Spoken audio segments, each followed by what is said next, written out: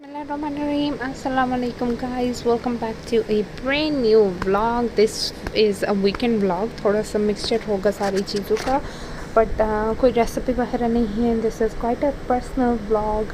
यहाँ पे मैं अपनी स्टोरी थोड़ी सी शेयर करूँगी. I am gonna start this series of pregnancy, pre-pregnancy, post-pregnancy and birth vlog की कहानी and everything, because a lot of you have been asking me कि इंस्टाग्राम पे कि मतलब आप शेयर करें. तो कोई इतना मेरा वो नहीं है ऑनेस्टली स्पीकिंग कि मैं ना शेयर करूं, but I have been super busy, इसलिए मैं कर नहीं सकी.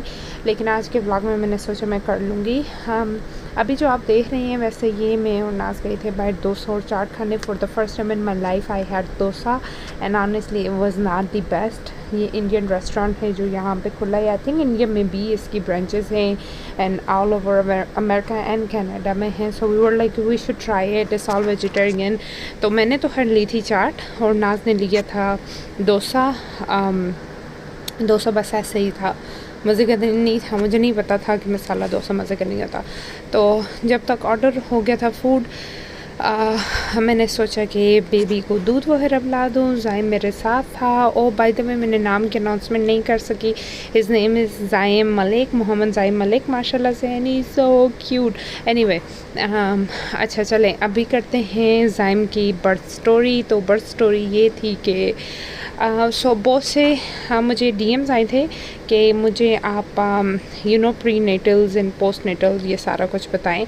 लेकिन मैंने कहा वो एक सीरीज़ ही स्टार्ट करेंगे, साथ साथ में बात करेंगे और साथ साथ में आपको जो भी घर पे कुक हो रहा होगा वो दिखा दिया करूँगी. तो अच्छा, बर्थ व्लॉग ऐसा था कि व्लॉग तो मैं नहीं कर सकी. So it's a story was very well, the whole story is very emotional.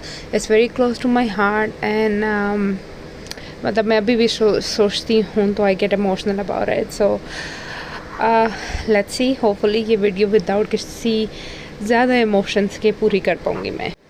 So his due date originally was June 14, लेकिन मेरी जो प्रेगनेंसी थी वाज अ बिट कॉम्प्लिकेटेड. थोड़ी कॉम्प्लिकेशन शुरू से ही थी. स्टार्टिंग एक्चुअली ना शुरू से लाइक वीक 16 वीक 18 से थी, जिसकी वजह से मुझे पता था कि इसकी बर्थ थोड़ा अर्ली हो गई. तो मैं गई थी हॉस्पिटल जून 6 को एक टेस्ट करवाने के लिए. एंड देन वहाँ पे आई फाउंड आउट कि इसका हार्ट रेट बहुत ज़्यादा ड्रॉप हो गया था. मतलब ड्रॉप नहीं हो गया था, लाइक ही wasn't moving much. So doctors were worried and they were like कि हम तुम्हें इंडक्शन कर देंगे, अभी you can not go back to home. So मैं वापस घर नहीं आ सकी थी, उधर से ही हॉस्पिटल में एडमिट हो गई थी. बहुत ज़्यादा डरी हुई थी कि क्या हो गया है. मतलब एकदम से आई वाज़न्ट रेडी. मैं अकेली गई हुई थी हॉस्पिटल, मेरे पास बैग नहीं था, चीज़ें नहीं थी. घर पर सब कुछ रेडी रखा हुआ था मैंने, लेकिन हॉस्पिटल में नहीं था मेरे पास. बिकॉज़ मैं रेगुलर टेस्ट करवा के मेरे माइंड में था मैं वापस आ जाऊंगी, बट वहाँ पे जाके कहानी बदल गई. तो anyway, Tuesday it was a Tuesday वाले दिन से मैं हॉस्पिटल में थी. And then starting that day सुबह का टाइम था और स्टार्टिंग दैट डे फिर वहाँ पे मैं रही. उन्होंने इंडक्शन वगैरह किया.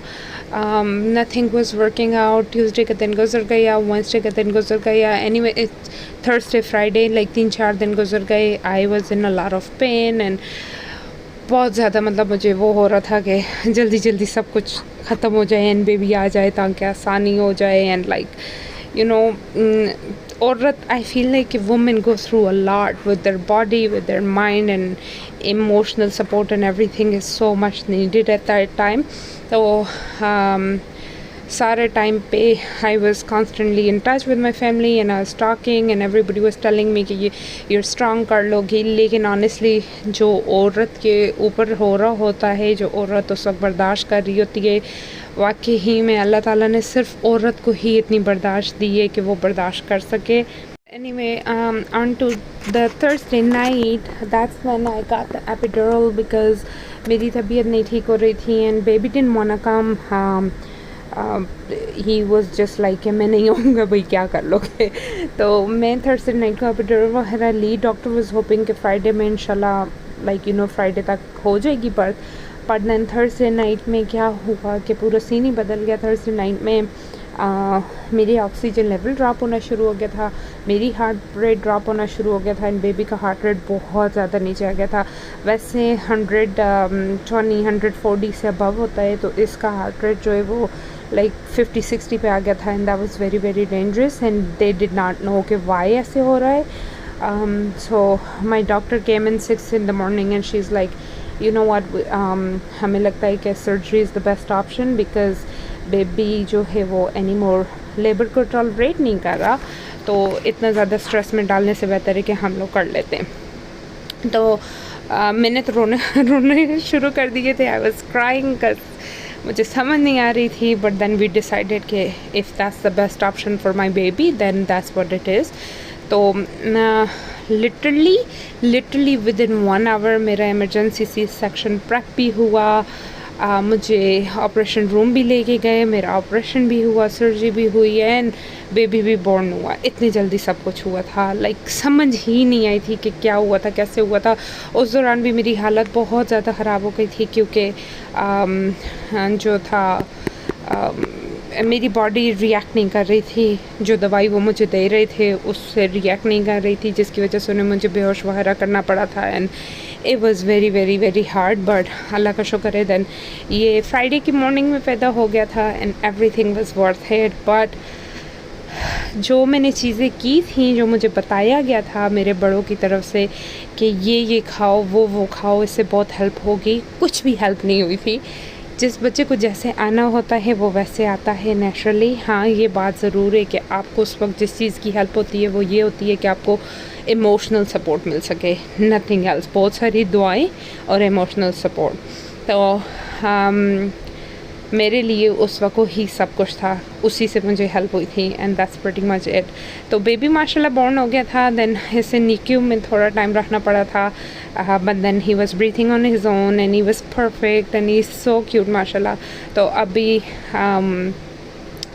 फिर उसके बाद में मुझे हॉस्पिटल में 2-3 दिन स्टे करना पड़ा था, थोड़ी और चीज़ें वगैरह रेगुलेट होने तक, बेबी का सब कुछ रेगुलेट होने तक they usually keep you and specially C section के बाद तो आपको पता है थोड़ा टाइम रखते ही हैं हॉस्पिटल में। तो फिर हम लोग जब घर आ गए थे तो वो आगे से उसका वेलकम कैसे हुआ, ये क्या हुआ, ये अनदर टाइम की स्टोरी है, मैं आपको बताऊंगी। But this was my birth vlog. इसमें बहुत ज़्यादा चीज़ें मैंने कट की हैं, हर सिंगल डिटेल नहीं दी, but you guys can imagine के ट्यूसडे से मंडे से, sorry it was a Monday से फ्राइडे तक किन किन चीज़ों के गो थ्रू में हुई थी। और इस सारे टाइम में मुझे उन्होंने लिक्विड डाइट पे रखा हुआ था। मुझे सबसे ज़्यादा दुख इस बात का था कि मुझे भूख लगती थी बहुत ज़्यादा एंड वो लोग मुझे लिक्विड डाइट पे रखे हुए थे, because with induction you never know when you are gonna go into active labour.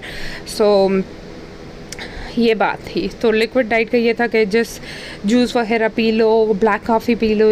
और मेरे सर में शदीद दर्द होने शुरू हो गए थे क्योंकि क्या कहते होते हैं, मतलब खाना नहीं मिल रहा था मुझे and I needed some food and energy and 4-5 दिनों से खाना ना खाओ एंड आप you have a baby growing in you and it was very hard, but शुक्र है अल्हम्दुलिल्लाह सब कुछ डन हो गया था इजी। सॉलिड फूड ना खाना भी एक चैलेंज ही था, लेकिन ऑब्वियसली मैं नहीं खा सकती थी उस वक्त। मुझे नहीं पता बाकी कंट्रीज़ में क्या हिसाब किताब होता है या बाकी किसी की भी प्रेगनेंसी का जो भी टाइम था उसमें क्या हिसाब था, बट मेरे लिए उन्होंने ये कहा था कि I can only be liquid diet, जिसमें भी बहुत कम चीज़ें थी एंड सूप वगैरह वो जो हॉस्पिटल में मुझे मिलता था इट वाज, अल्लाह माफ़ करे, बहुत यकी था। हाँ, मैं खाई उसे पी नहीं रही थी।